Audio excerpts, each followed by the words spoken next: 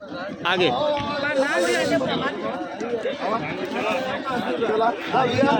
भेज दीजिए।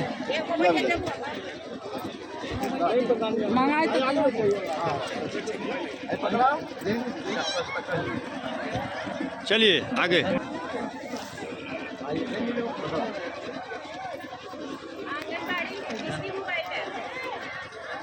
सब पीछे गीत गवाओ बेहतर गीत गवाइए। माइक लीजिए भाई, सभी प्रकाश भाई, सभी प्रकाश जी माइक लेके दीजिए माइक। ये गीत गाओ, गीत गाओ, गीत गाओ।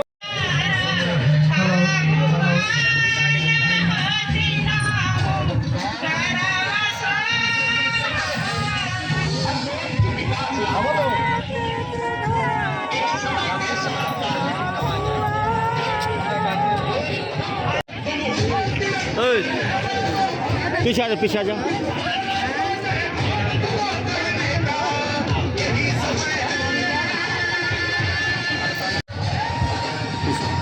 अन्नप्राशन कराया जा रहा है।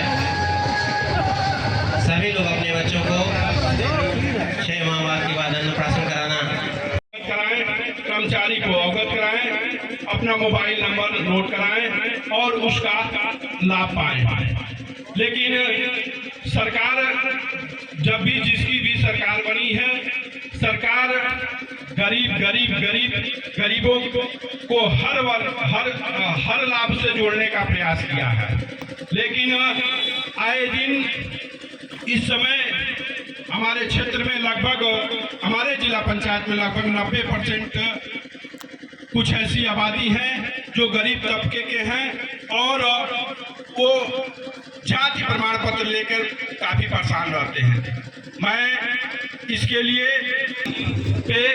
तहसीलदार महोदय, एसडीएम साहब, अभी गोंड और खरवास समाज के लोग आज कासमाबाद तहसील पे उपस्थित हैं और हमको 4 बजे का समय कासमाबाद का एसडीएम साहब दिए हैं और मैं यहाँ बैठे सभी जनप्रतिनिधियों से ये निवेदन करना चाहता हूँ कि इन वर्गों को जो पूर्व में जाति प्रमाण पत्र बन गया है, उनके लिए आप अपने ऊपर जो भी नेतागण हैं, जिला अध्यक्ष या जिन से आप कर सकते हैं, इनका समाधान हो सकता है। इसके लिए मैं यहाँ बैठे हुए जो जनप्रतिनिधि, सभी सम्मानित जनप्रतिनिधियों से निवेदन करेंगे कि इसकी आखिर इनका पूर्व में जाति प्रमाण पत्र उसी तहसील से बना है, आखिर क्यों नहीं बन रहा है? क्योंकि इसके लिए मैं अपने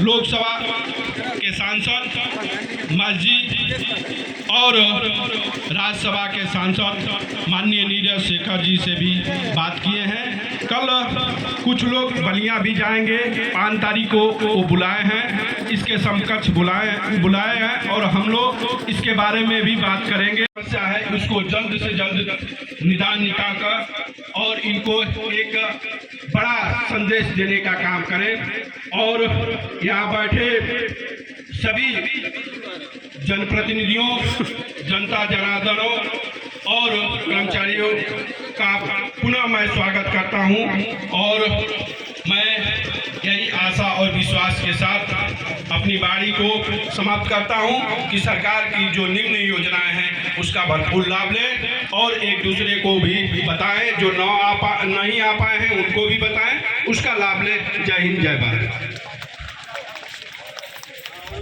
बहुत बहुत धन्यवाद। इसी कड़ी में ग्राम सभा मटेहू के अति लोकप्रिय प्रधान संघ के ब्लॉक अध्यक्ष और हमारे गार्जियन आदरणीय राधेश्याम यादव जी उपस्थित हैं। हम आपसे चाहेंगे कि इस अवसर को अपने विचारों से अवगत करें। देखिए, यहाँ हम लोग की बैठक या ये यात्रा का जो कार्यक्रम जो है ऐसे जगह पर हो रहा है जो एक वीर शहीद हमारे क्षेत्र का जो है और संभवतः यह मेरा शिष्य भी है, तो एक बार नारा उनका भी लगाइए। हम बोलेंगे शहीद हरेंद्र यादव, तो आप कहेंगे अमर रहें, अमर रहें। शहीद हरेंद्र यादव,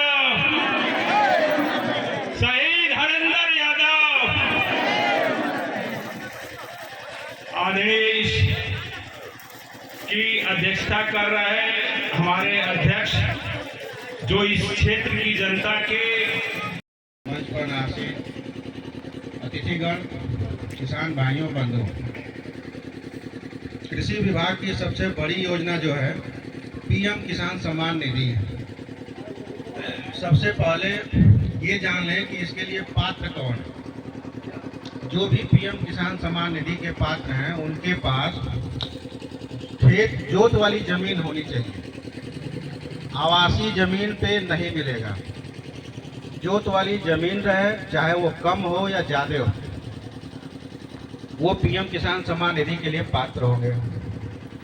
पेंशन 10,000 से ज़्यादा ना हो और किसी भी सरकारी नौकरी वाले इसके लिए पात्र नहीं होंगे। यह योजना 2018-19 से चल रही है।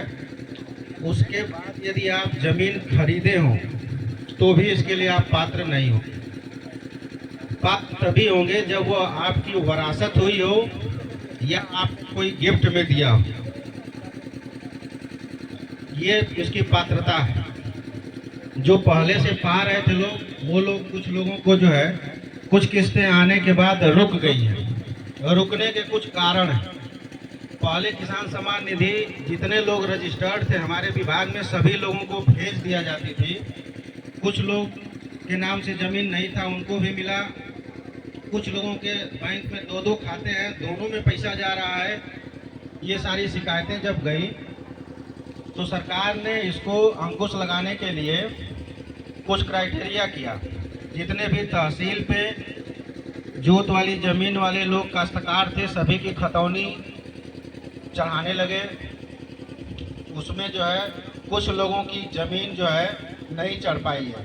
जैसे गाई में उनका घर है और खेत उनका बहतुरा में है या कहीं बगल में है, तो लेखपाल महोदय लोग नहीं चढ़ा पाए, वो लोग छूट गए। ऐसे लोगों की किस्तें रुक गई। वो अपना आधार कार्ड लेके हमारे कृषि विभाग मर्दा में लाकर चेक करा लें। यदि उस केस में उनका रहेगा लैंड सीडिंग में, उनका आधार और खतौनी वहाँ जमा कर देंगे, उनको तहसील पे भेजकर जुड़वा दिया जाएगा। कुछ लोगों का बैंक में NPCI नहीं हुआ था, वो अपना पोस्ट ऑफिस में खाता खुलवा लेंगे, उससे भी उनकी किस्त जाने लगेगी। कुछ लोगों का जो है EKYC रह गया था। बहुत सारे लोग जो मर चुके थे उनकी भी किस्त जा रही थी। इसलिए सरकार ने EKYC लगा दिया ताकि वो पता चले कि ये व्यक्ति जिंदा है। कुछ लोगों का EKYC न होने की वजह से भी किस्तें रोक दी गई है। वो अपना आधार कार्ड लेके किसी जन सेवा केंद्र पे EKYC करा लें या हमारे कृषि विभाग मर्दा पे चले आएंगे, उनका फेस EKYC कर दिया जाएगा। अब हमारे विभाग से जो है सीजन के जितने भी बीज आते हैं 50% अनुदान पे सभी बीजों को उपलब्ध कराया जाता है। बीज लेने के लिए आपको पूरे पैसे जमा करने पड़ेंगे। 50% की अनुदान आपके खाते में भेजी जाएगी। वो अनुदान आप तभी मिलेगा जब आप हमारे विभाग में पंजीकृत होंगे। यदि आप पंजीकृत नहीं हैं तो अनुदान भेजने में दिक्कत होती है, क्योंकि वो DBT के माध्यम से भेजा जाता है। अब ये यंत्रीकरण जो हमारे विभाग में कुछ यंत्रों को दिया जाता है, उसमें दवा छिड़कने वाली मशीन से लेकर चारा काटने वाली मशीन से लेकर के और सीड, जीरो टिल, रोटावेटर, जो भी यंत्र लेना है, ये सारे यंत्रों की ऑनलाइन बुकिंग होती है पारदर्शी तरीके से। इसमें किसी भी तरह का विभाग का या किसी का कोई रोल नहीं है कि कोई आपको आगे पीछे या कोई आपका काट सके। आप घर पे भी बैठकर या किसी जन सेवा केंद्र पे बैठ करके उसकी ऑनलाइन बुकिंग कर सकते हैं। जिसका बुक हो जाएगा उसका अनुदान, उसके बाद वो विभाग से संपर्क करेगा, उसकी कहीं से भी खरीद करके उसकी बिल लगाएंगे, इसके बाद उसकी जांच करके उसका अनुदान आपको भेज दिया जाएगा। इसके लिए आप व्हाट्सएप ग्रुप हम लोग बनाए हुए हैं, उसमें जो है हम लोग जब भी उसकी बुकिंग की डेट आती है उसमें भी हम लोग डालते हैं और पेपर के माध्यम से भी लोगों को सूचनाएं प्रसारित किया जाता है ताकि लोग अपनी बुकिंग जहां से भी हो सके करा सकें। धन्यवाद।